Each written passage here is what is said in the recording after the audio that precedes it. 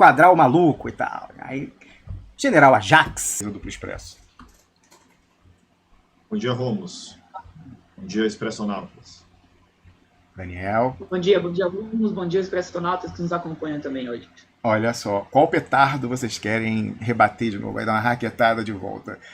Ou o petardo do nosso companheiro aquele Jabur do Comitê Central, que chama? Do PCdoB? Ou do Ajax Fresh Lemon, que falou que vocês, comunistas, de repente até o próprio Elias Jabur, né? A divergência, as diferentes visões sobre o comunismo, que vocês são jurássicos e vocês existirem é a prova do atraso do Brasil.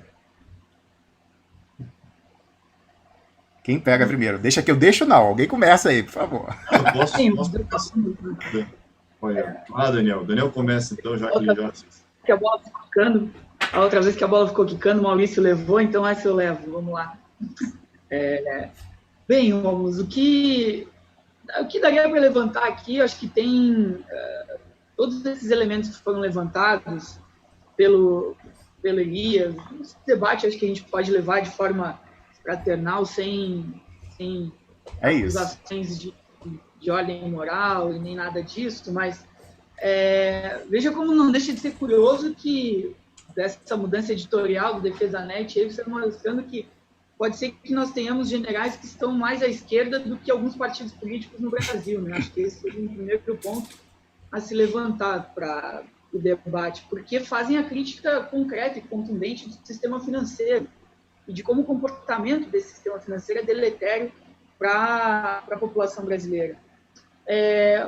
Posso começar falando aqui, num cômputo geral, a respeito do tema do desenvolvimento, né, do desenvolvimentismo, e trazendo também o seguinte: o tema do desenvolvimento econômico, quando Marx trata, né, o desenvolvimento das forças produtivas, ele está entendendo isso como um fruto da divisão social do trabalho, da produção de riqueza pelo homem, como um processo em que, em termos civilizatórios, a humanidade avança e domina técnicas muito mais desenvolvidas. E a grande questão do Marx é permitir que a extensão gigantesca de riqueza que é produzida por essas novas técnicas, por esse avanço tecnológico civilizatório, possa, de fato, estar a serviço daqueles que são os responsáveis por esse avanço, que são os trabalhadores, na prática.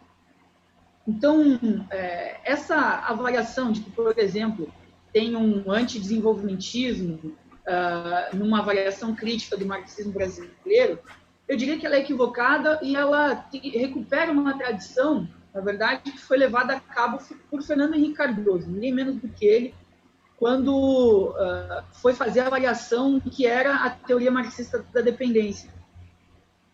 E o FHC diz que o problema da teoria marxista da dependência é que ela era estagnacionista, porque ela considerava que o desenvolvimento brasileiro não aconteceria, que não era possível, mediante uma ditadura, o capital brasileiro se expandir. Isso fez parte de um debate que o Fernando Henrique Cardoso travou com o Marinho. O Marinho escreveu o texto da Dialética da Dependência.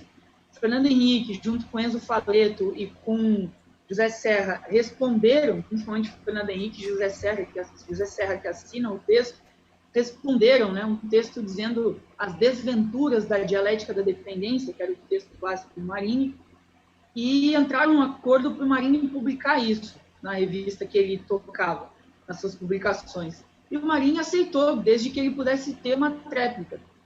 Só que a tréplica do Marinho nunca foi publicada pelo FHC. Então, ele violou aqui o acordo, já revelando um pouco do que é o caráter desse sujeito e do que ele fez depois para a população brasileira mais adiante. Agora, na tréplica, o que acontece? O que está sendo tratado a respeito do desenvolvimento? A teoria marxista da dependência, ela nunca entrou nessa área de dizer que não aconteceria desenvolvimento na América Latina.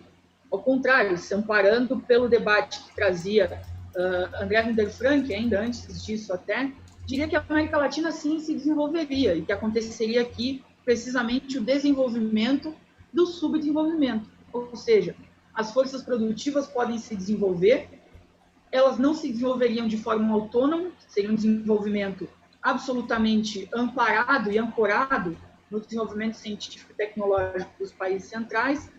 O que os países centrais enviariam para cá sempre seriam as tecnologias ultrapassadas e obsoletas, mas ainda capazes de gerar acumulação de capital para essa burguesia aqui, dependente, atrasada do Brasil, e que dentro desse processo nós veríamos exatamente aquilo que aconteceu na ditadura militar, que foi um avanço da economia brasileira em termos de forças produtivas e de crescimento econômico, mas um avanço que representou a miséria para a classe trabalhadora, porque o projeto da ditadura militar significou a eliminação dos partidos políticos, a destruição dos sindicatos, um processo de contra-revolução duríssimo que por 21 anos promoveu simultaneamente, sem qualquer contradição, e o marxismo brasileiro deu conta de tratar isso na teoria marxista da dependência, sem qualquer contradição entre o desenvolvimento das forças produtivas e o crescimento da economia e a miséria a qual foram atirados milhões de trabalhadores brasileiros, um processo brutal de concentração e centralização de capitais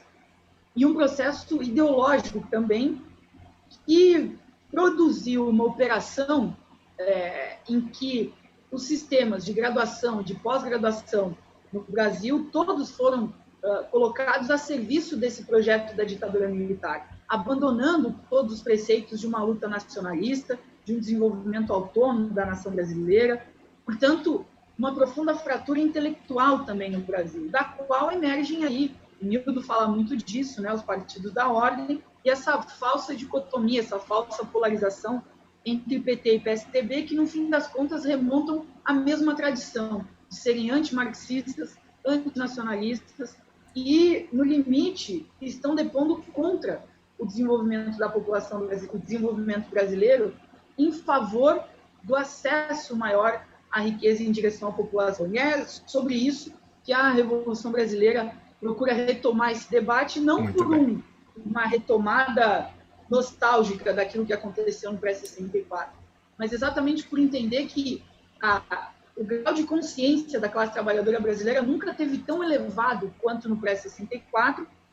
Isso foi dilacerado com um golpe, uma operação de 21 anos, e exatamente essa tentativa de retomar o grau de consciência elevado da classe trabalhadora, que possa pensar e desenvolver um processo revolucionário de fato no Brasil, para efetivamente nos fazer superar toda essa condição do atraso, do subdesenvolvimento, da dependência brasileira, Muito é o mote principal da nossa organização, esse resgate teórico e político, precisamente para que nós possamos pensar, diante das circunstâncias atuais, como superar o atraso brasileiro, ao invés de, e a gente pode desenvolver isso mais na sequência, ao invés de ficar fazendo sempre uma nova análise do cenário para poder justificar qual é o novo acordo com a burguesia que a gente vai ter que fazer para tentar entregar os anéis e não perder os dedos. E aí, passo a passo, é sempre isso que vai acontecendo nas reavaliações que esses partidos que são acessórios da burguesia o tempo inteiro ficam fazendo, negociando sempre o pescoço do trabalhador aqui, Romulo. Muito bem. Olha só, sobre o general Ajax Fresh Lehmann, o Flávio Silveira me lembrou aqui, eu tinha essa informação, Flávio, mas eu não tinha dado, que é o seguinte: o Ajax Fresh Lehmann também é da turminha do Haiti, né? Ele é companheiro do Heleno, de um lado da praça, o Ajax do outro, eles são da gangue do Haiti, gangue no sentido do vulgar, digamos assim, pelo menos. Maurício Molinari, o Daniel rebateu o Elias Jabbour. Você quer falar alguma coisinha sobre isso? Mas eu peço para você rebater, então, o Ajax Fresh Lehmann, que falou que você, Maurício Molinari, é um sinal do atraso brasileiro. Bom, Rômulo, eu como sou comunista, preciso rebater como você colocou, o Ajax Fresh Lehmann. Já o movimento 65 não abandonou, inclusive, a alcunha do comunista. Isso, na minha avaliação, é numa mesma perspectiva de dizer que as teorias de Marx, o marxismo brasileiro, ele é ultrapassado, né? E ambos, nesse aspecto, os dois comentários, eu, com todo respeito aqui, não é fazer nenhuma agitação. Primeiro que a gente não tem relação nenhuma com o Celso Furtado, eu não entendo de onde vem essa vinculação. Celso Furtado, que foi ministro da Economia de João Goulart, né? Ele sim um desenvolvimentista, keynesiano e completamente antagônico ao próprio Rui Mauro Marini, que é um autor que nos dá guarida intelectual, que o Daniel citou aqui, que aliás fazia crítica muito contundente ao Celso Furtado, a todas essas teorias do desenvolvimento, porque respondendo o general, tem um ponto essencial, que os comunistas, eles estarão sempre presentes. O comunismo não é uma ideia que emerge da cabeça de um indivíduo. O comunismo é um estágio do patamar de desenvolvimento das forças produtivas, que é o que o próprio camarada Elias aqui colocou. O que é o comunismo? É um momento onde o desenvolvimento das forças produtivas, que é isso que foi produzido pela história da humanidade, desde o momento que o ser humano vai lá e bate com como no filme lá 2001, Uma Odisseia no Espaço, desde o momento que o ser humano vai lá, pega, o ser humano não, o ancestral do ser humano pega um pedaço de fêmur de um animal e dá na cabeça de um outro animal para comer, e depois disso tem um corte, né, no filme, que é maravilhoso, do Kubrick, tem um corte cinematográfico e vai para a espaçonave. Isso é desenvolvimento das forças produtivas. É a capacidade do ser humano, através do seu trabalho, através de um ser humano que produz ferramentas de trabalho, não é um ser humano que, como um animal que sempre repete, também às vezes, né, a diferença do trabalho da abelha para o trabalho do ser humano. Então o ser humano ele desenvolve as forças produtivas. E o que é o comunismo? O comunismo é o estágio onde o capitalismo, e o Marx deixa isso muito claro no Manifesto Comunista, onde o capital desenvolveu a tal nível as forças produtivas e acabou com o problema anterior da humanidade, que era a escassez. A escassez era um grande problema. As crises da Idade Média se davam pelo quê? Crises de carência, uma grande seca, uma inundação, e destruíam a civilização que ali havia sido construída. Às vezes peste, às vezes uma peste. Isso, a metáfora dos gafanhotos, uma metáfora religiosa dos gafanhotos, o que é? Né? É uma representação simbólica dessa forma que a civilização pré-capitalista se defrontava com a produção da riqueza. O capital acaba com isso. O capital cria uma capacidade de produzir riqueza que é extraordinária e que permite efetivamente que a humanidade atinja outro patamar de produção. Então, a ode ao desenvolvimento das forças produtivas já foi feita. A questão é que o Marx nunca fez uma ode apenas ao desenvolvimento das forças produtivas. O Marx falou o seguinte: há o desenvolvimento das forças produtivas e há a forma das relações sociais de produção. Então, falar só em ode ao desenvolvimentismo e não tocar no tema das relações sociais de produção e da necessária revolução política para alterar as relações sociais de produção e permitir com que essa riqueza gerada seja de fato socializada, universalizada, é uma ideologia burguesa. Uma mera ideologia burguesa que, aliás, dá guarida para esse tipo de aliança que são feitas entre esses partidos progressistas e a burguesia nacional. E o cortejo burguês, né? Porque o que eu vi ontem aqui alguém comentou, eu não lembro quem, eu vi no meu Instagram, não vou citar aqui, desculpa quem escreveu, não vou lembrar quem citou, mas o que foi feito ontem no Bolsonaro levando os empresários industriais brasileiros é um cortejo fúnebre. Né? Ele é um cortejo fúnebre da burguesia, da Abriplast, da burguesia, todos os setores da burguesia, máquinas e equipamentos. Por quê? Porque, e daí, óbvio, Romulo, enquanto existir desenvolvendo as forças produtivas e relações sociais de produção que apropriem de maneira privada essa riqueza e joguem a massa daqueles que são os produtores da riqueza, que são os trabalhadores, na miséria, irá existir os comunistas. Os comunistas são produto da modernidade, eles não são um produto jurássico, eles são um produto da modernidade burguesa. Então, e que é exatamente essa modernidade que criou a força de trabalho livre, né? Saiu da mão de obra escrava para a mão de obra livre, que é o que hoje a gente tem, onde nós só podemos vender a nossa força de trabalho.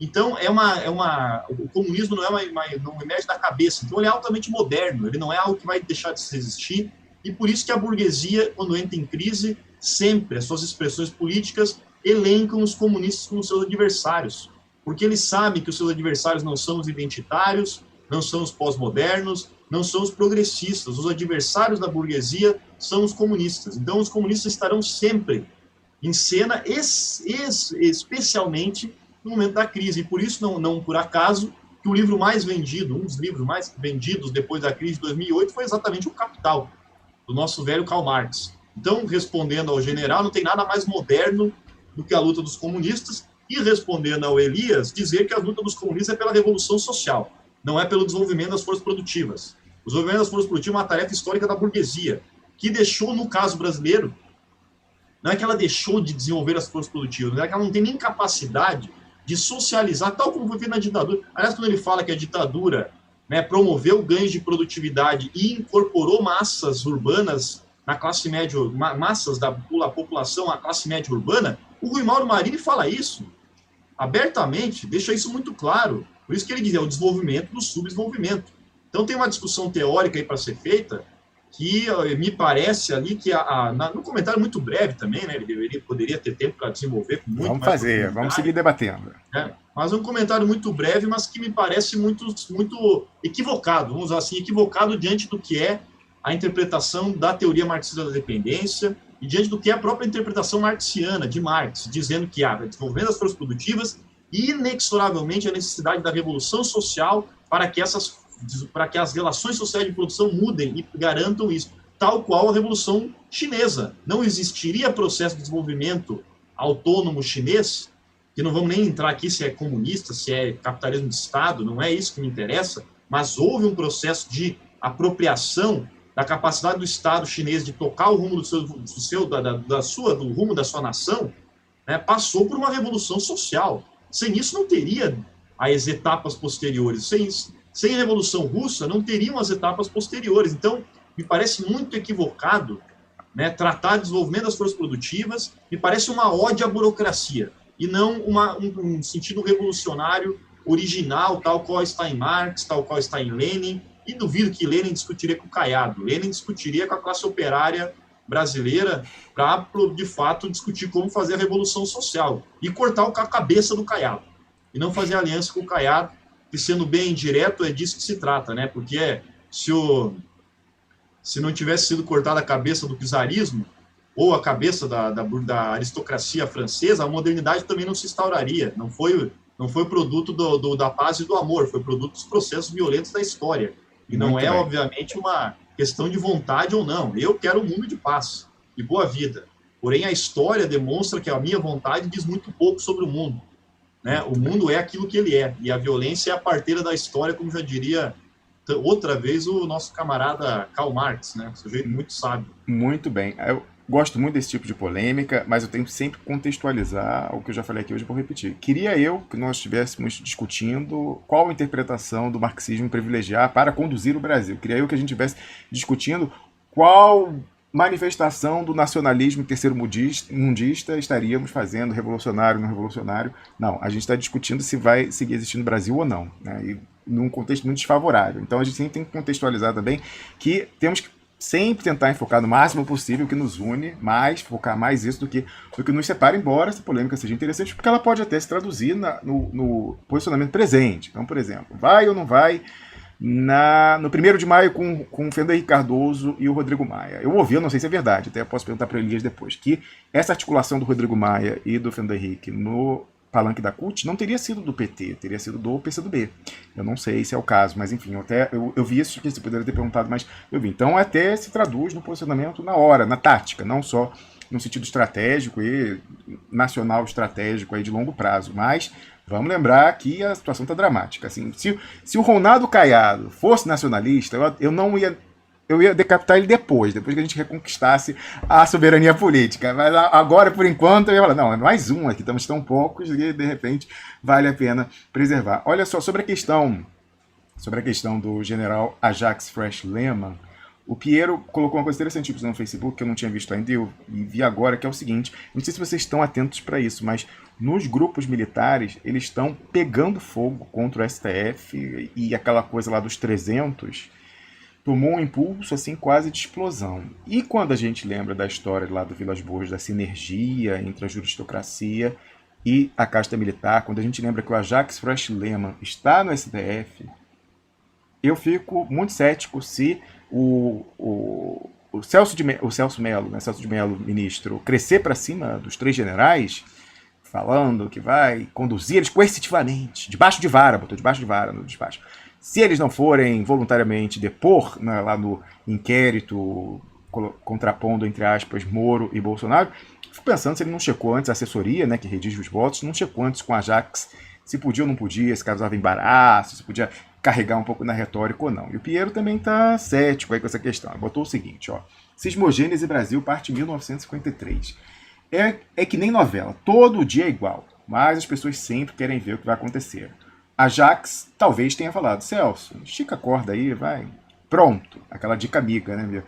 Os 300, né, aqueles 300 lá, vão inflamar que nem gás metano. Aliás, 300, não sei se o pessoal sabe, é mais uma referência à história lá do Gideão, no livro de Juízes, no Antigo Testamento, porque ele fez uma força de elite, né, para invadir lá o que seria hoje a Jordânia e fazer uma decapitação do inimigo, matando reis e príncipes e acabando com o conflito militar, matando a liderança, né? Então era Gideão e os 300. Então, nem o 300 de Esparta lá também, não sei qual é a referência exata da antiguidade a qual esse pessoal maluco aí da vaquinha está fazendo. Mas enfim, segue o Piero. Os 300 vão inflamar que nem gás metâneo.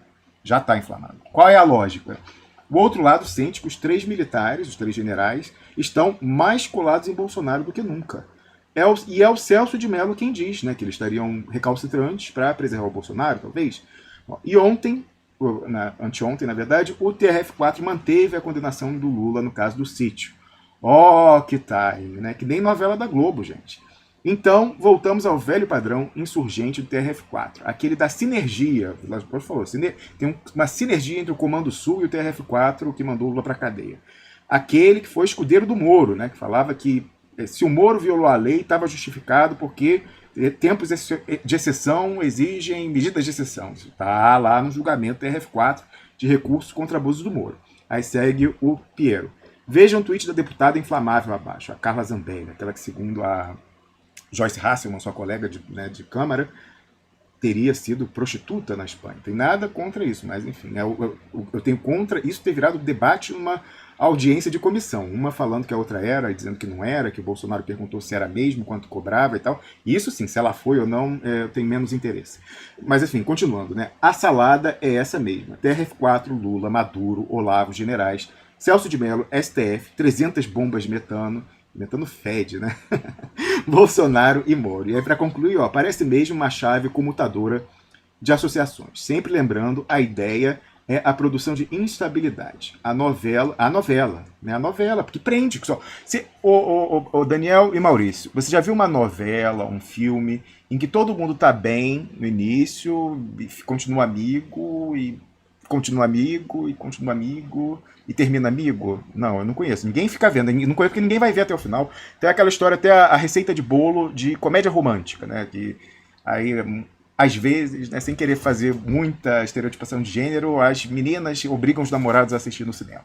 Aquelas coisas, Meg Ryan, Julia Roberts, é o quê? Eles falam, né? O cara encontra a mulher, se apaixonam, aí eles brigam, aí depois reatam e acabam felizes para sempre. Né? Essa é a receita de bolo. Então, mas se não tivesse a briga, ninguém ia ver até o final. Se já fosse do início para o fim, ninguém ia ver. Então, para ter novela, tem que ter conflito criado, mas administrado, né? Totalmente administrado. Então, como o Piero falou, a novela. Se o primeiro capítulo foi em 1º de janeiro de 2015, terão se passado 1953 deles até agora. No final, tudo dá certo. Aí o final feliz da comédia romântica. Pra quem, cara pálida? Pra quem, cara pálida? É isso aí. Quem quiser ver essa postagem do Piero, ele me marcou, então tá lá na minha página no Facebook, é fácil de achar. E aí, só para passar a bola para vocês, eu pergunto se vocês, enquanto comunistas, e segundo o Ajax, sinal do atraso brasileiro, esse cara aí totalmente profissional e não ideológico, segundo Aldo Rebelo, o Aldo Rebelo falou, deu entrevista que os militares não estão com o Bolsonaro para dar o golpe aí, e as Forças Armadas são profissionais. O Aldo Rebelo, que, né, vira e mexe, vem aqui ao programa, também renova o convite aqui para que ele venha assim que a sua agenda permitir, que fez revelações importantes aqui da sua passagem pelo Ministério dos Governos do PT. Mas aí, olha só, conclui o Piero, olha o texto aí, certamente, olha... eu não sou de aposta, não sou jogador, mas se eu tivesse que apostar, eu apostava que isso aí, a assessoria que redigiu esse voto, Piero, bateu isso antes com a Ajax. Porque é tão carregado na retórica, né, no contexto atual, vai ter golpe, não vai ter golpe militar. Golpe do antigo, né, o golpe mesmo já teve, golpe no Brasil, não no PT. Inclusive, alguns do PT contribuíram para o golpe no Brasil. Mas está aqui o texto desse pessoal do metano inflamado, e a gente tem sinais aí monitorando comunicações entre a oficialidade, etc. e tal. O pessoal realmente está respondendo ao estímulo que os generais estão jogando, naquele marco aí da guerra híbrida, da abordagem direta. Mas olha só, eu perguntei, Piero, eu não estou sabendo desse negócio do Celso de Mello, manda aqui. Aí ele botou o seguinte, aqui, ó, vou botar aqui na tela a galera ver. Uma matéria do Estadão, para quem quiser, depois eu compartilho o link aí no chat ao vivo, ó. Paramilitares, Celso de Mello tratou os generais de Bolsonaro como bandidos. Eu falei, mas o que foi, Piero? Aí tá no despacho, olha o seguinte. Piero botou aqui, ó. no despacho dele, convocando os generais Ramos, Braga Neto e Heleno, para depor contra o Sérgio Moro. O Celso Mello colocou o seguinte: se as testemunhas que dispõem da prerrogativa fundada no artigo 221 do Código de Processo Penal deixarem de comparecer sem justa causa, na data por elas previamente ajustada com a autoridade policial federal, porque o ministro tem isso, ele falou, olha, eu quero ir no dia tal, minha agenda está mais frouxa nesse dia e tal, mas falou, se ele não comparecer com essa faculdade de escolher data, local e horário, sem justa causa, perderão tal prerrogativa. E, redesignada nova data para o seu comparecimento em até 5 dias úteis, estarão sujeitas, como qualquer cidadão, não importando, tá escrito isso, tá? Não importando o grau hierárquico que ostentam no âmbito da República, a condução coercitiva. Essa, pô, o cara já pegou pesado. Não, ele continuou. A condução coercitiva ou debaixo de vara. O decano, o ministro decano do STF. Eu acho que o pessoal bateu isso antes aí com a Jax, tem essa suspeita aí, tô com o Pinheiro aí achando que isso aí é um conflito criado, administrado. Vocês, enquanto comunistas, estão com medo, né, dessa história de golpe militar clássico na quartelada, estão com medo dos 300. Queria saber como é que está essa conjuntura, inclusive para vocês darem aí alento a quem se identifica com o comunismo e talvez esteja em casa com medo diante de suscitarem e administrarem conflitos dessa natureza. Começando com o Daniel. Bem, Rômulo, a luta política, ela enseja a necessidade dos comunistas serem, sobretudo, corajosos. E claro que o medo é importante no sentido de nos orientar em cada passo. Também ninguém aqui quer passar uma imagem de heroísmo e, a partir disso, não conseguir os objetivos políticos estratégicos que a gente tem, que são os objetivos da Revolução. Agora, dentro desse quadro, nós tratamos muito na Revolução Brasileira a necessidade de combater as ilusões, superar as ilusões, falamos muito disso. E, diante desse quadro, esses embates que você demonstra aqui entre o STF, a Presidência da República, os generais, isso só mostra que a República, tal como ela está montada nesse sistema político, ela é incapaz de se reerguer. E nós temos insistido nisso, mas é fundamental que isso siga sendo colocado, porque as tentativas de se criarem frentes para tentar enfrentar o bolsonarismo, elas vão sempre a reboque desses factoides. Aparece o factoide de uma junção, olha, os empresários estão marchando com o Bolsonaro, nós precisamos tentar achar os empresários progressistas. O latifúndio está com o Bolsonaro, nós temos que tentar achar os latifundiários progressistas. A Cátia Abreu versus Ronaldo Caiado. Perfeito.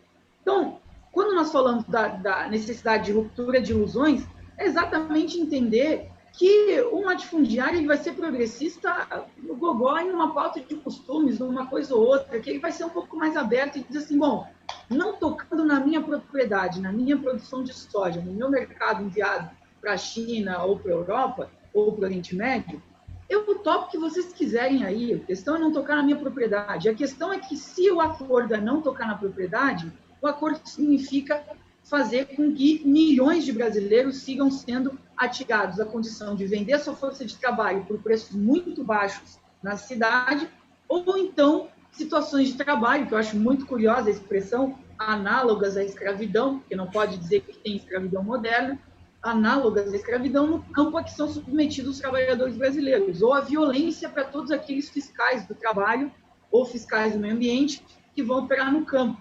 E aí depois se escandalizam, dizendo, olha, a Amazônia está sendo devastada, que perigo, olha, os pastos aqui avançando, o correntão passando e destruindo as nossas fazendas, vamos tentar preservar o meio ambiente.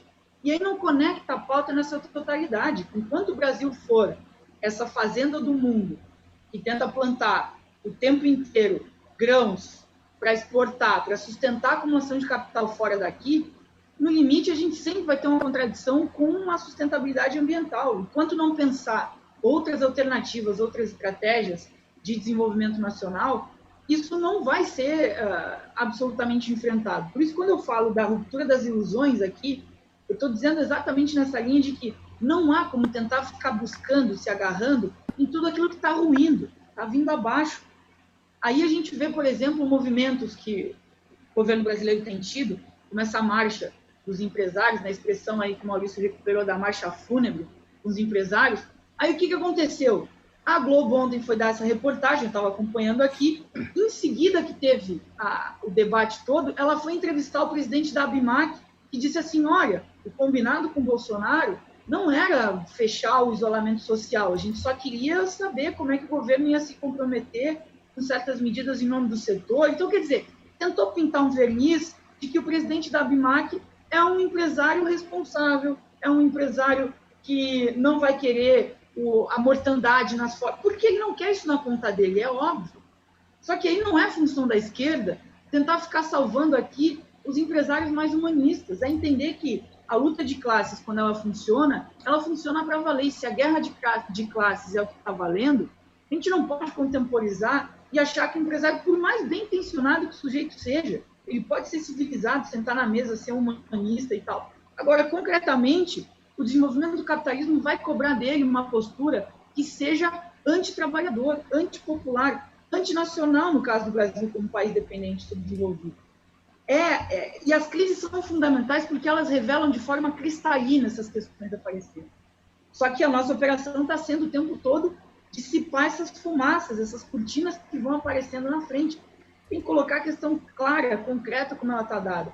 A divisão de classe estabelecida como está dada no Brasil, ela não permite essa conversa mole de tentar ficar buscando um empresário um pouco mais consciente, a dona lá do Magazine Luiza, que faz uma doação, ou os empresários que vão fazendo as doações. Isso tudo é um escândalo, isso tem que ser denunciado a ferro e fogo. Não dá para ficar contemporizando desse lado, enquanto a gente tem uma matança generalizada no Brasil, concretamente em função da pandemia e estruturalmente em função do massacre periódico da classe trabalhadora. Muito bem. Chega qualquer um que tenha um mínimo de compromisso,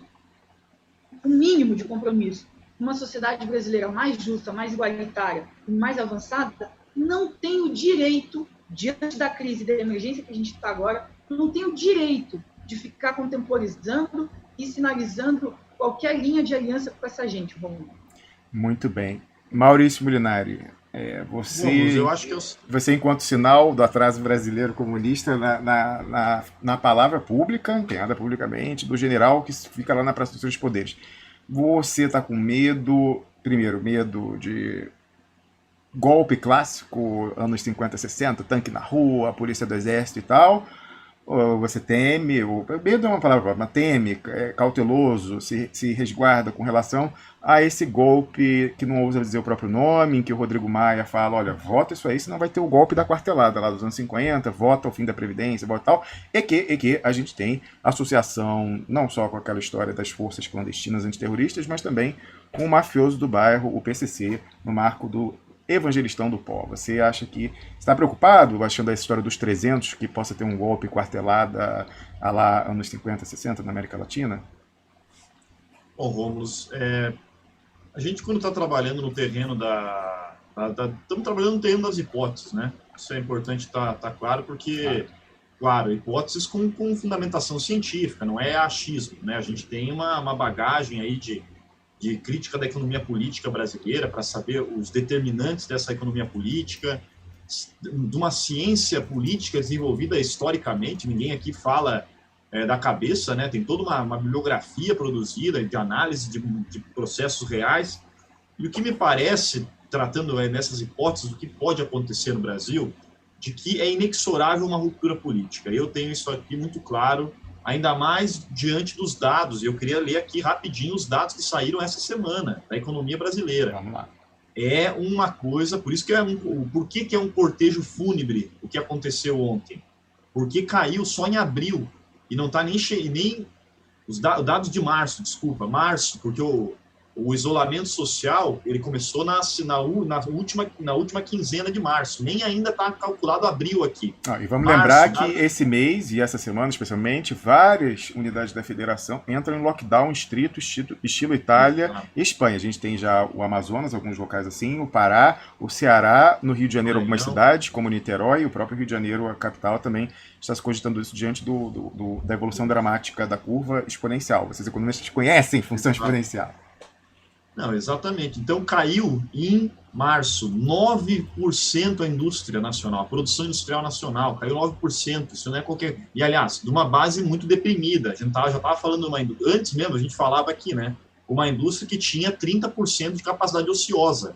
Caiu mais 9% a produção industrial do Brasil. 15,2% dos bens de capital. Né? 23% consumo durável, Romos, produção de veículos... que emprega muita gente, que é um setor dinâmico da acumulação de capital do Brasil, dessa acumulação dependente, que vai internalizando as etapas, digamos assim, superadas no centro desenvolvido. Enquanto o centro desenvolvido vai para a produção de microeletrônica, o Brasil se especializa na produção de automóveis, né? Etapas anteriores, não nos componentes eletrônicos, mas nos componentes mecânicos, incorporando a dinâmica da segunda revolução industrial, quando o centro desenvolvido vai para a terceira, assim como agora, né, o centro indo para novos processos tecnológicos. Então, setor estratégico, 23% de queda no consumo durável. Rômulos, 12% de queda na produção do consumo não durável, que é produção para consumo da classe trabalhadora, alimentos, têxteis. Isso aqui é uma pancada. Isso aqui, esse é um setor que geralmente fica estável, porque ele é para consumo interno. E as famílias brasileiras já têm um consumo muito deprimido, então não costuma cair tão bruscamente. Aquela história que o economista chama de elasticidade. A elasticidade aí é muito baixa.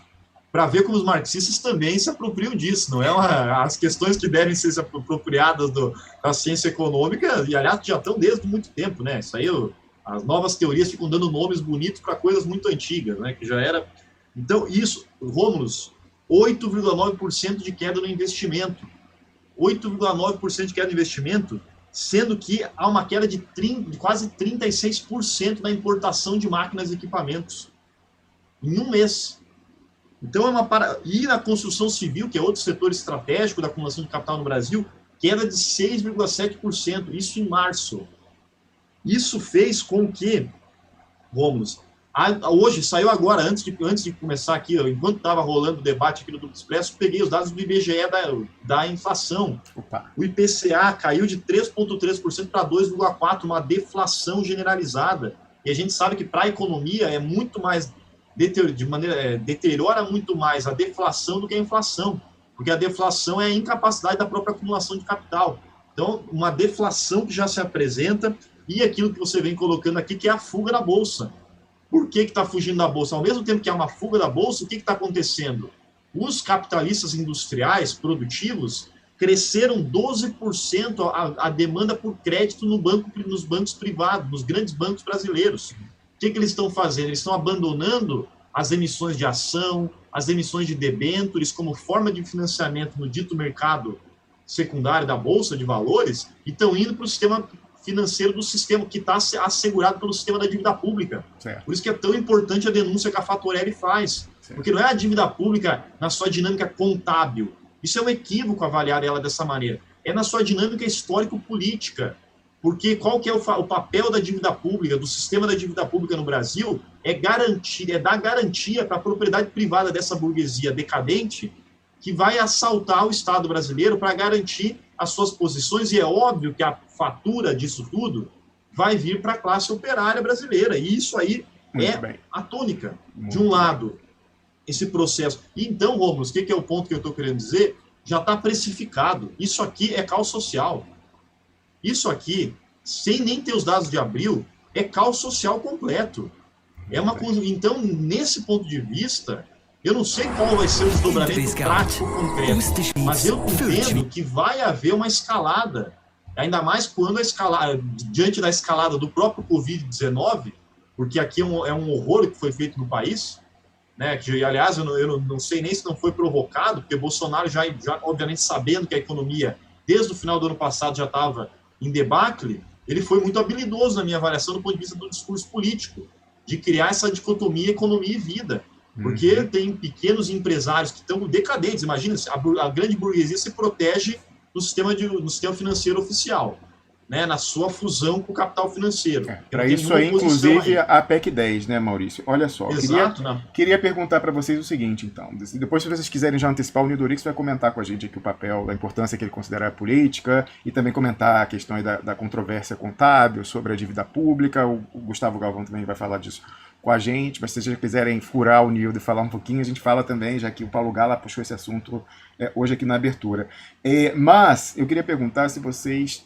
qual é a leitura de vocês sobre esse perdão, esse benefício fiscal dado pelo Bolsonaro de uma forma ilegal, né, sem a motivação, com uma instrução normativa da Receita Federal, reduzindo, né, a contribuição social sobre o lucro líquido das instituições financeiras, dos bancos, de 20 para 15.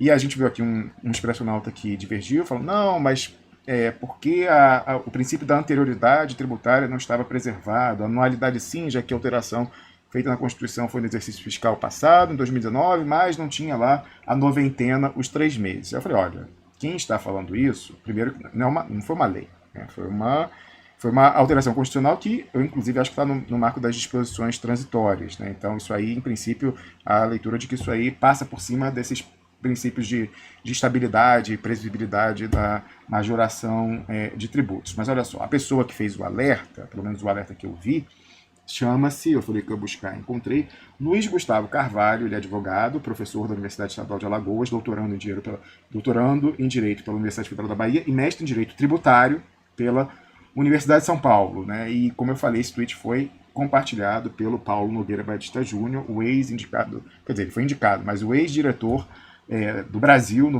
novo Banco de Desenvolvimento, chamado Banco dos BRICS, no popular, e ele repercutiu isso na conta dele, que é amplamente acompanhado, e ele falou, pô, tá confirmado isso aqui? Parece incrível. E aí o professor foi lá, confirmou e botou o link aqui para a instrução normativa, instrução 1942, de 27 de abril de 2020, e eu mostrei aqui mais cedo o print, né, a imprensa repercutindo isso, no caso, uma publicação do Jornal do Brasil, reproduzida via print pelo Piero Lai. Né? Então tá dado isso aí, e é o que eu falei.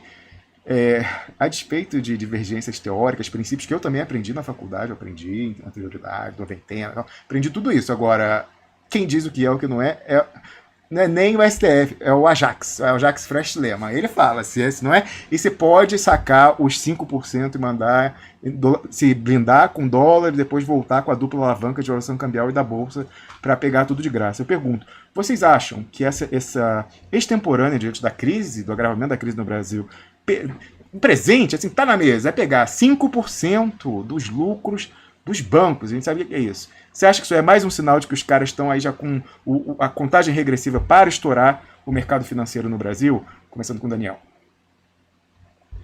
Não tenho dúvidas aqui, Romulus. Eu fecho com a tua posição dentro dessa variação, porque o que nós podemos acompanhar desse processo, desde que estoura a crise no seu elemento mais crítico, e a classe dominante brasileira aposta no assalto ao Estado como uma vinculação última para se agarrar em tudo que tem e poder garantir a rentabilidade do capital.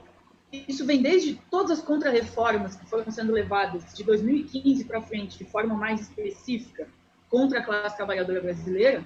Agora, essa operação mais sorrateira e muito mais substantiva do ponto de vista da magnitude de recursos que opera, isso envolve uma coalizão entre esse capital financeiro. E aqui é fundamental, o Maurício tangenciou um pouco disso, eu queria retomar no comentário. O capital financeiro, ele em termos clássicos, né, desde Hilford, sobretudo com Lehne, ele é a junção entre o capital industrial e o capital bancário. Por que eu não estou trazendo isso só como precisão teórica à revelia? Isso é fundamental para entender que não há contradição entre esse sistema produtivo brasileiro, que vem em declínio franco, o Maurício trouxe aqui os dados atualizados, e o surgimento dessa coalizão cada vez mais forte, assaltando o Estado mediante essas medidas. Essa de restrição, de redução, por exemplo, da contribuição social sobre o lucro líquido significa efetivamente uma entrega de uma boa parcela de recursos que viriam para o Estado brasileiro para fazer algumas políticas. Isso é um presente para essa gente, para dizer assim, olha, peguem esse recurso, vocês podem especular com ele, inclusive fora do Brasil em dólares, mas eu quero colocar esse paralelo aqui, Rômulo, entre capital industrial e bancário, como síntese do financeiro, principalmente pelo seguinte, isso tem que ser diluído ao longo do tempo. Não pode tomar uma pancada no câmbio e o dólar abrir a R$5 hoje e fechar a 9 e daqui a pouco ir para 13 e tudo isso ininterruptamente. Como o capital industrial precisa, o Maurício falou aqui, da importação, por exemplo, de máquinas e equipamentos, não é o capital industrial nacional brasileiro, é a Ford do Brasil que precisa trazer as máquinas com cobertura cambial dos Estados Unidos e do estrangeiro. Então, quer dizer, a relação intrafirma, ela não pode ser totalmente dilacerada por uma escalada cambial nesse jeito. Então, ela tem que ser condicionada. Lembrando, né, o Delta-T, quando que é feito esse perdão, é agora, quando o pessoal está apurando os balanços anuais, pagando os dividendos, aí o Setúbal, a família aí da Aguiar estão botando a mão, aí agora que dá para fazer a remessa, se blindar um hedge. Isso, perfeito. E dentro dessa lógica, né, Ramos, isso tem que ser muito bem diluído, muito bem consensuado. Agora, o mês de junho é tradicionalmente quando as empresas fecham seus impostos de renda de pessoa jurídica, soltam os indicadores para os investidores e tudo mais. Então, esse cenário está chegando. Tudo isso tem que ser muito bem condicionado junto com a classe dominante para não representar perdas bilionárias que possam afugentar aí os investidores. Então, esse pensamento tem que ser metódico. E eu não tenho dúvidas daqui. Eu estou dentro da sua avaliação, Ramos, de que tem um movimento dessa dupla alavanca. Permitir o acesso a recursos virtuosos, eles saírem do Brasil e depois retornarem mais uma vez com o real em frangalhos, gerando ainda mais lucratividade nessa dupla operação aqui. Então, R$6 por dólar não é o teto, não. Eu também acho que não é, não. O Dorix falou em 7, 8. E eu já estou achando até que essa daí é conservadora, essa análise. Maurício Molinari. Bom, exatamente. O mecanismo é esse que vocês colocaram, né? O Daniel colocou muito claramente. É um mecanismo de dupla rotação. Porque aí que tá, a gente tem que entender que o Estado brasileiro, que é isso que é o nosso debate, né? As relações sociais, as forças produtivas e a forma social da produção, onde o Estado é uma delas, e um determinante fundamental, onde a burguesia toca a sua política. E óbvio que há, dentro dessa política do Estado, setores ganhadores e setores perdedores. E essa é, retornando ao meu comentário, Rômulo, agora solidificado aí pelo que o Daniel também colocou, e você, é a grande habilidade de Bolsonaro, porque o Bolsonaro, o que ele faz? Né? Ele garante, através de todas as medidas no atacado, o apoio da grande burguesia, que permanece sólido, industrial, né, comercial, bancária, nesse grande pacote que é o capital financeiro, ou o ciclo do capital industrial, nos termos do Marx até, né, todos eles unificados, e de outro lado, ele fica vendendo um discurso ideológico para arrebanhar os setores perdedores da própria burguesia, que são os setores pequenos e médios, que não têm nenhuma capacidade de enfrentar esse panorama que eu coloquei aqui. E por isso que ele é tão habilidoso, porque ele passa a fazer, através de um discurso que é óbvio. E é óbvio que a pequena burguesia, num momento histórico, onde não tem um movimento operário sólido e forte, essa pequena burguesia decadente, que não é uma pequena parcela da sociedade, é uma parcela grande. A pequena burguesia é uma parcela grande da sociedade em termos numéricos. Vai desde o dono de um salão de beleza até o dono de uma oficina mecânica. É muita gente, são pequenos negócios. As cidades brasileiras estão recheadas disso. E vão falir a torta e direito. E é óbvio que qual que é o maior medo do pequeno burguês? Se ele não tem um horizonte revolucionário socialista, como, por exemplo, Fidel Castro, né? Que era um pequeno burguês, mas tinha um horizonte no mundo revolucionário, eles destinam a sua vida para a revolução social. Sem ter esse horizonte, a grande maioria da pequena burguesia adere a projetos reacionários. Por quê? Ela tem medo do operário, porque ela não quer viver como operário, que ela sabe que é muito pior a condição de vida, e ela se espelha na condição de vida do grande burguês. Ainda mais, como você colocou na entrevista anterior, essa classe média pequena burguesa que achou o máximo ganhar no juro. E o juro, como o Marx já dizia, é a relação mais fetichizada do próprio capital, que é o capital que gera capital, dinheiro que gera dinheiro. E essa pequena burguesia, obviamente, ela está aderindo sistematicamente ao projeto mais radical e reacionário, que é o projeto justamente que, inclusive, que defende valores ultrapassados pelo desenvolvimento histórico recente. Família, propriedade, aliás, que estão tudo articuladas, família, propriedade, religião, são valores anteriores que, obviamente, vêm com força nessa incapacidade desse setor ver um futuro, ele se agarra ao passado. Então, essa é a habilidade de Bolsonaro. E por isso que, a despeito do que acontecer, pode acontecer não sei se aconteceria uma quartelada, eu acho que não tem, porque a própria classe trabalhadora não está nas ruas, né, Romulo? Isso aí é um dado expressivo da conjuntura, não está nas ruas, não é só por conta do isolamento social. Eu vou concordar com você, eu já falei aqui. Pra que dar quartelada? Primeiro assim, time, sabedoria popular, time que tá ganhando, mexe no time que tá ganhando. Segundo, pra que dar, se a ameaça de dar já resolve. Se o Maia pode chegar lá pros deputados, vota a entrega do pressão, o fim da Petrobras e tal, porque senão tem o golpe. Pô, mas é o golpe sem sequer o cabo e o soldado, não precisou do cabo e o soldado. Claro. Então, eu concordo, eu acho que é muito improvável, e a gente perde aquele discurso preservado com muito afinco, de 2015 pra cá, das instituições funcionando normalmente. Ninguém quer isso. Pô, pra quê? Se precisar, até pode ser. Se o povo estivesse na rua, tocando, bagulho, não tá precisando. Pra que vai perder esse bônus aí das instituições funcionando normalmente, Maurício Linhares? Não vai perder o bônus. A institucionalidade está funcionando. Ela tá, inclusive, a institucionalidade montada para esse novo padrão de acumulação de capital, que já é o que vem vindo desde os anos 90, e todos os ministros da Justiça fizeram as mesmas medidas. Jarbas Passarinho e o teu amigo, que você fala, Zé Eduardo Cardoso de Mello, atuaram no mesmo sentido, que é o quê? Autonomia para o Estado. Qual o Estado? O Estado burguês, que é esse Estado dominado pelo capital financeiro, nessa grande aliança que é o capital financeiro, não é finanças versus indústria, que agora aplica o plano necessário para fazer isso. E o sindicalismo, Rômulo, que aí também é o ponto. O que está fazendo o movimento sindical? Está na lona. E está na lona por quê? Porque durante todas essas décadas, o que o movimento sindical fez? Negociou a retirada de direitos trabalhistas. Mentira. Não está na lona, está na live. Está na live da CUT com o Fernando Henrique Cardoso e o Rodrigo Maia. Está na live. O 1º de maio, que para mim é um horror, né? Antigamente, pelo menos, rifavam um carro 1.0 para o trabalhador lá na... Agora eles fazem o trabalhador engolir uma live com o FHC e o Maia. Então, por isso que eu digo, Romulo, eu concordo com a tese, não há necessidade de quartelada.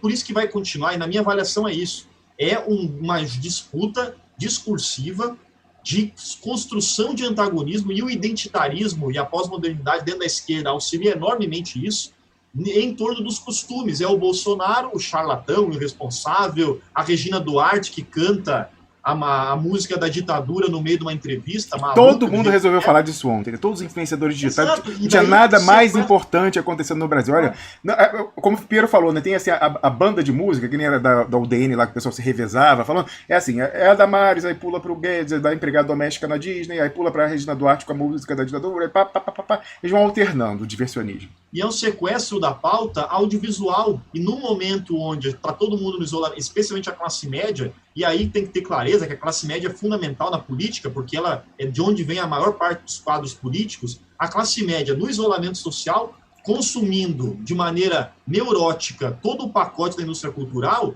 vai bater panela na janela. E quem transmite o bater panela é a Globo, e a Globo que tem o mesmo projeto do Bolsonaro no que é essencial. Então já está feito o processo.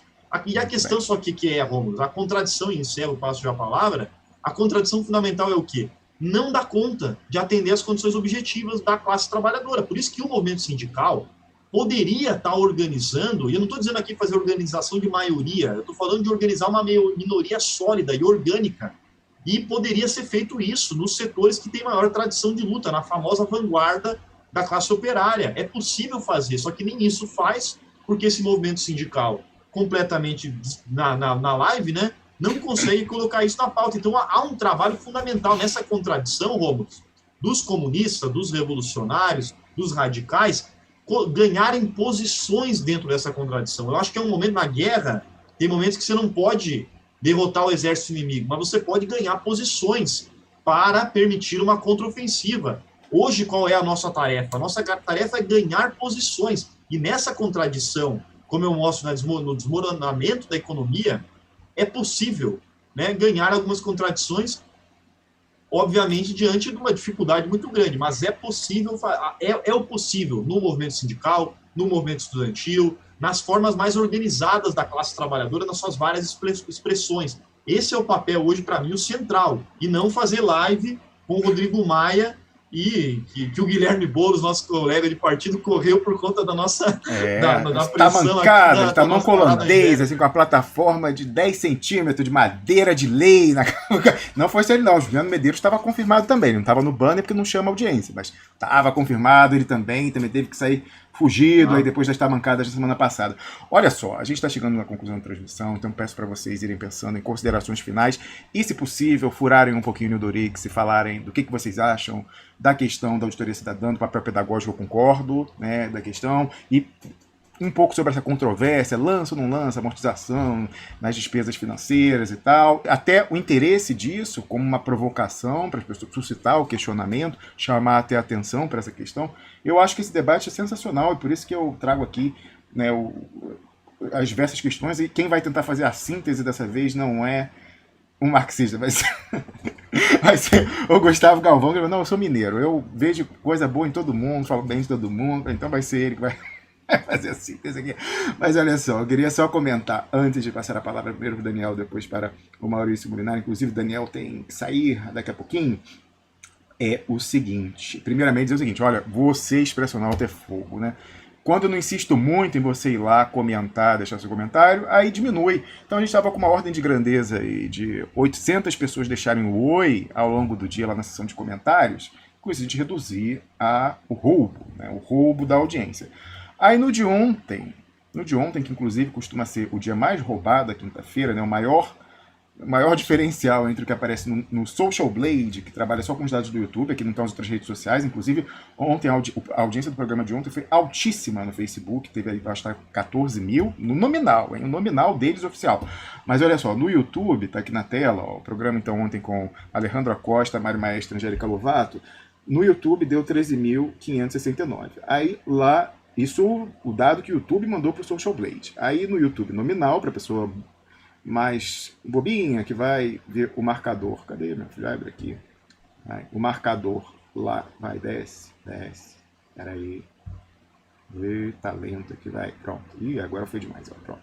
Vai aparecer 9,9. Então, 3 e 4 mil visualizações não foram computadas ali na parte que é mais evidente no YouTube. Aí você vai ver, pô, por que eles roubaram mais do que estavam roubados anteriormente? Porque, em vez de mais de 800 comentários, nós tivemos 340. Não é? Então não pode, eu peço, dá o seu oi, responde o oi de outra pessoa, vamos fazer uma tripa aqui, todo mundo se cumprimentando, porque é o que funciona, embora lá... Ih, ó, a propaganda aí, ó. Embora lá no Facebook, cara, a audiência foi boa. Quer ver? Cadê aqui? Peraí, esse é o meu Face? É o meu Face. Vamos descer aqui, ó. Audiência tá aqui, ó. 13 mil e cacetada. Do programa de ontem, hoje a gente também está com uma audiência boa, mas eu peço, inclusive, agora que a gente está encerrando a transmissão, que é a sua última chance para entrar no ao vivo, que é importante, você sair aí do Face, do Twitch, do VK e do Periscope, Twitch, e dar uma passada lá no YouTube e deixar um oi no chat ao vivo, a sua curtida e o compartilhamento do link do YouTube, por mais que você, como eu, tenha severas restrições a essa plataforma. E a gente estava falando aí da questão sindical. E o meu último comentário, né, é o seguinte, então, o sindicalismo, além de estar na lona, está na live. Alguém que está em live também, que eu já comentei aqui, inclusive, que eu tenho dúvidas sobre a eficácia e sobre a oportunidade dessa estratégia de comunicação, porque eu estou achando que está havendo uma banalização, uma vulgarização, que inclusive está sendo demonstrada numericamente, é o ex-presidente Lula.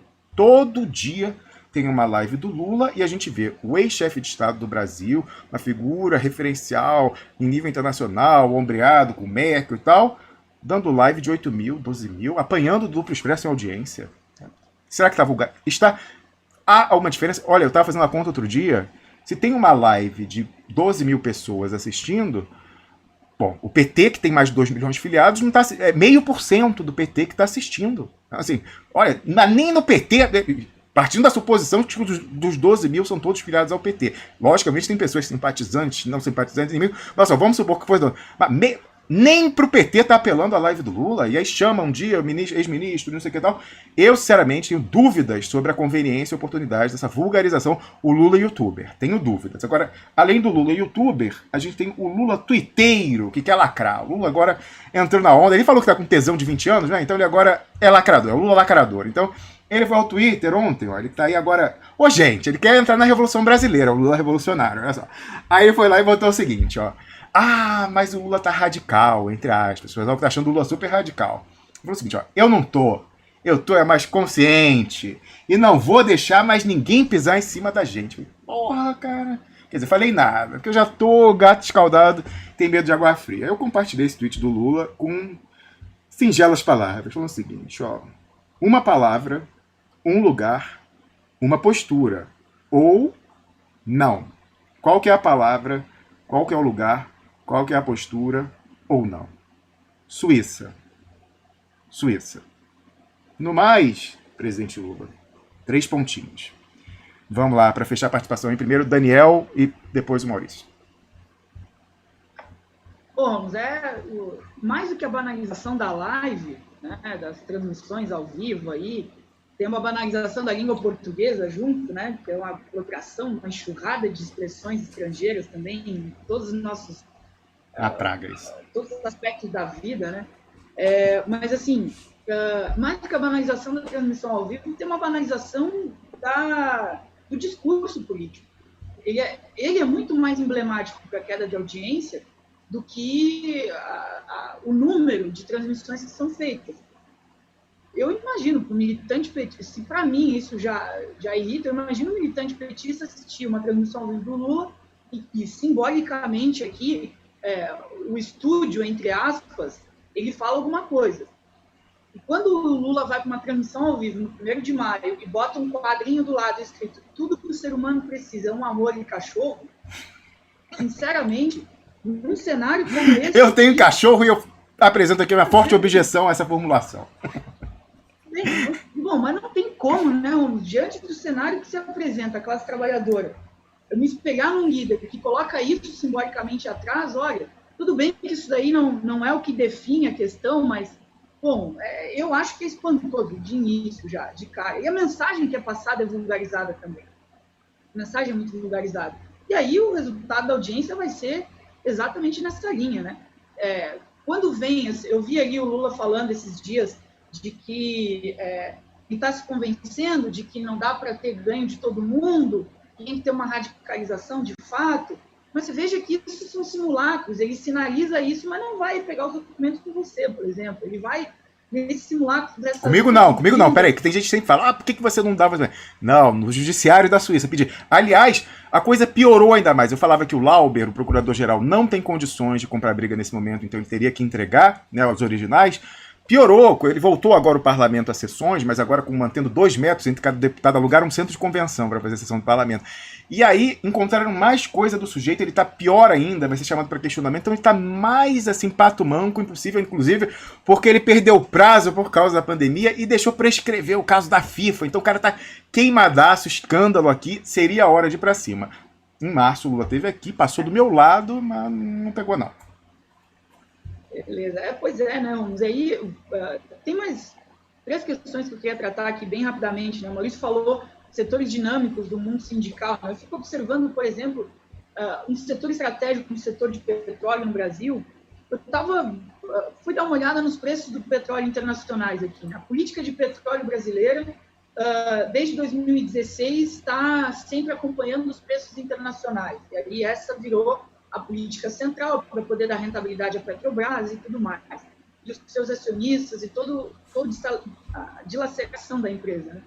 Agora, você vê que o preço do petróleo estava em $60 no início do ano, e a gasolina aí nos postos brasileiros, por exemplo, a mais de R$5 em vários estados, e agora os preços do petróleo caíram a $20 no final de março, e agora em abril se mantiveram estáveis em $30. Então, quer dizer, o preço do petróleo caiu pela metade.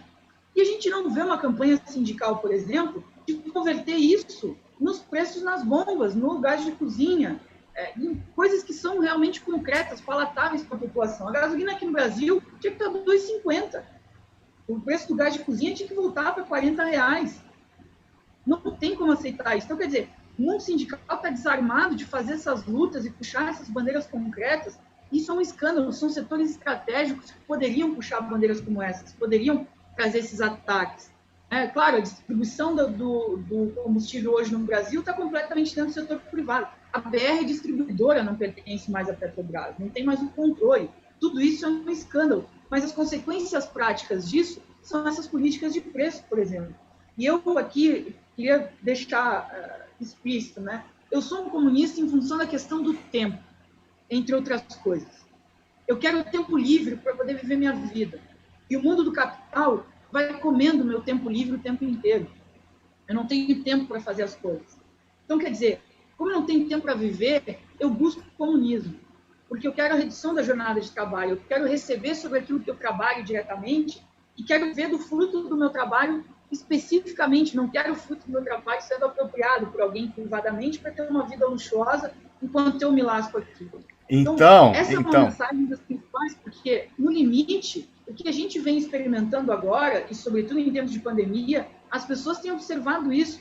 Uma multidão de desempregados de um lado, uma quantidade extraordinária de gente consumida pelo trabalho em casa do outro, e não consegue mais separar a vida privada da vida laboral durante o dia inteiro. Tem que comer respondendo e-mail, tem que cuidar das crianças atendendo o telefone, tem que entrar para responder alguma coisa de madrugada no e-mail, tem que preparar um relatório durante o horário do café da manhã. Então, quer dizer, isso vai tragando o tempo livre das pessoas, isso é um escândalo. E a gente veio acumulando ao longo desses últimos 30 anos perdas sucessivas na jornada de trabalho.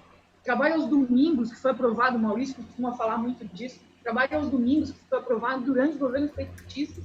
É um escândalo, que aí na Europa ainda é preservado em alguma medida. As pessoas têm que se programar. Né? O sábado é para fazer as compras, domingo todo mundo está em casa. Então, quer dizer, ou se for para abrir domingo, que realmente se façam as trocas de jornadas. Não é o que acontece, é o mesmo trabalhador que trabalha consecutivamente. Então, todos esses elementos me fazem buscar uma vida diferente em que o fruto do meu trabalho não seja consumido por alguém em nome do tempo.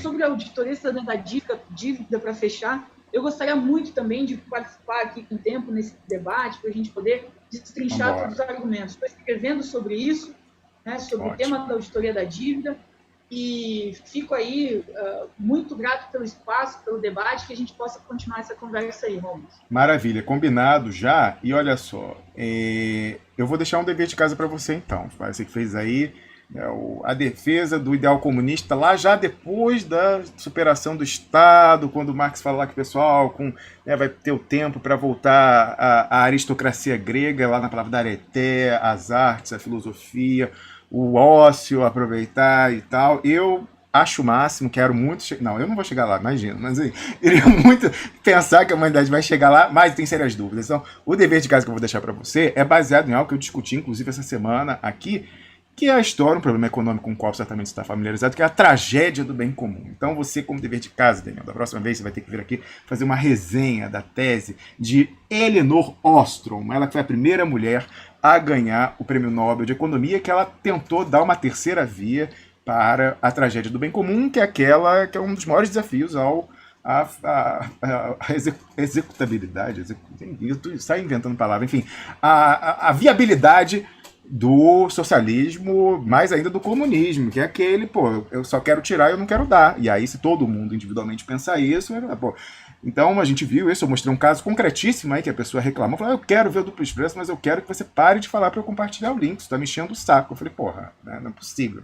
Mas enfim, né, isso já foi comentado. Mas então, ela falou, tem uma terceira via, porque classicamente na economia política, a gente resolve a tragédia do bem comum, que todo mundo quer tirar e ninguém pensa na sustentabilidade ao longo do tempo, ou você estatiza, que o Estado é perene, em tese, né? Em tese, não sei se no Brasil o Estado é perene, não.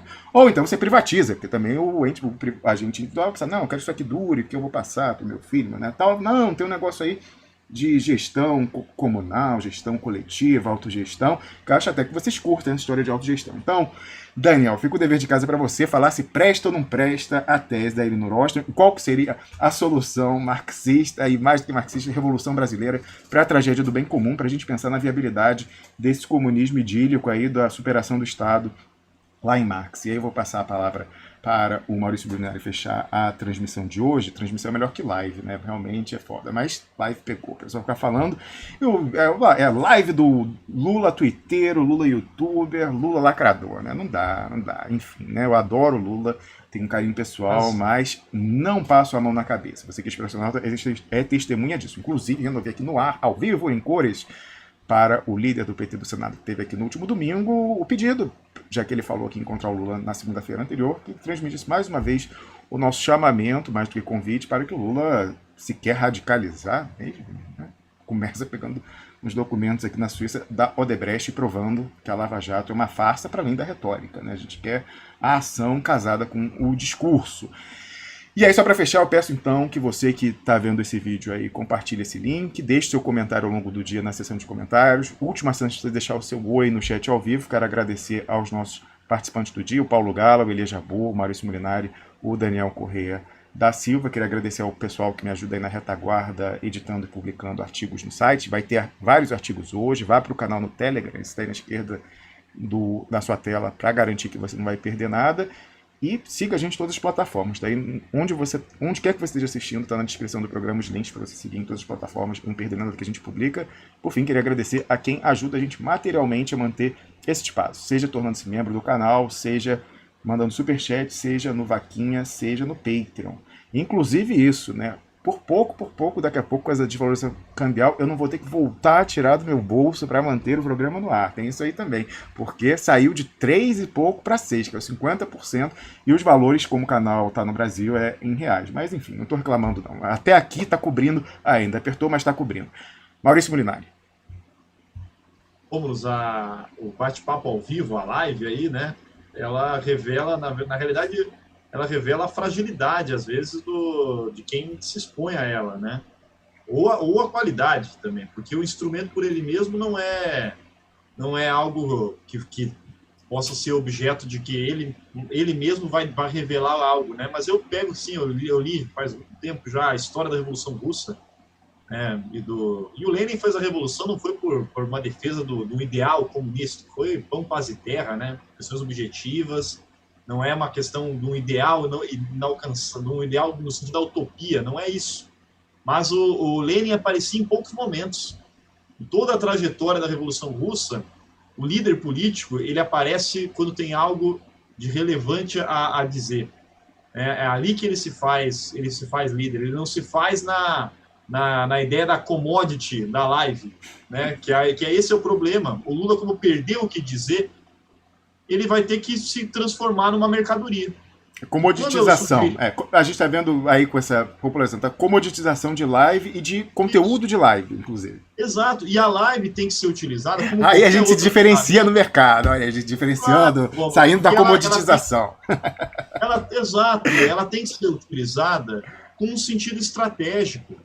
Ela não pode ser utilizada, tem vários, no sentido tático ou estratégico, né? O problema é a sua banalização, a sua vulgarização para aquele que não tem o que dizer. Então, eu não tenho o que dizer, então eu tenho que me colocar na tela.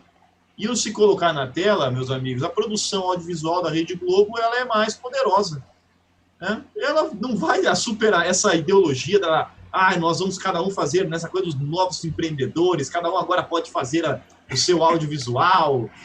Então caia nessa ideologia. Primeiro, começou isso como uma grande coisa, o YouTube já você mais do que a gente sabe como que a grande monopólio toma conta, porque ele monopoliza a distribuição do conteúdo.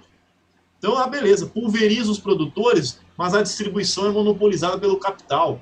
Então não tem como sair. Então essas formas têm que ser utilizadas para isso e abandonar a aparência. Eu acho que esse instrumento que a gente tem aqui é um salto para o real, para a realidade, né? A partir do momento que acaba um bate-papo desse nosso aqui, né? Uma transmissão ao vivo, bate-papo ao vivo aqui, quem nos escuta, eu vou sair daqui e vou fazer política. Não vou ficar, né? Vamos fazer política, vamos fazer... É isso que interessa, os expressonautas fazerem política, porque é a política que é a única forma de superação dessa realidade que nós temos. E daí, quando nós chegarmos em outra sociedade, a gente discute o que vai fazer com a política, o que vai fazer com o Estado. A primeira coisa, vamos discutir como fazer a revolução social, porque toda grande caminhada tem que ter o primeiro passo. Eu quero saber, como o grande Lenin sabia, qual é o passo para amanhã. Se não me disser qual é o passo para amanhã, né? Fica muito difícil acreditar só numa ideia, e por isso que a realidade é concreta, é a crítica da realidade e apontando quais são as debilidades, quais são os caminhos que a gente vai construindo esse processo aí, que é um processo difícil, mas ganhar posições, eu não tenho dúvida, Romulo. Temos que ganhar posições preparando a contraofensiva. A contraofensiva está no horizonte. Não sei em qual é o tempo, mas ela está no horizonte. E ganhar posições para a contraofensiva é a nossa grande tarefa no atual momento. Maravilha, ótima mensagem de encerramento dessa transmissão e da semana também. Não sei se vou receber uma mensagem elogiosa do professor Juarez Tavares de novo. Tomara que sim. Se estiver vendo, Juarez, manda aí, porque você faz ganhar o mês, não é a semana, não. E dizer o seguinte, a gente volta então, se bem que tem domingo é Dia das Mães, eu vou falar oportunamente aí se a gente vai ter a transmissão ou não, vou ver com os comentaristas, inclusive, porque muita gente vai estar, quer dizer, em confinamento, não sei se muita gente vai estar visitando a mãe ou não. Enfim, eu aviso aí, mas o que é certo é que amanhã, que não tem programa ao vivo, eu vou subir diversos recortes aí de falas importantes ao longo da semana que já foram feitos, inclusive. Então fica ligado, vou colocar o agendamento aí no canal no YouTube para você poder marcar, para receber o aviso quando as lives é live, não é live, porque é um recorte, não reprise, mas o chat abre ao vivo e a gente fica, inclusive, com uma oportunidade, eu, no caso, de interagir mais ainda com o Expressionauta que se manifesta no chat, que sim, estará ao vivo. Um bom dia para você, Expressionauta, um dia de luta política, e até domingo às 16 ou não, eu aviso.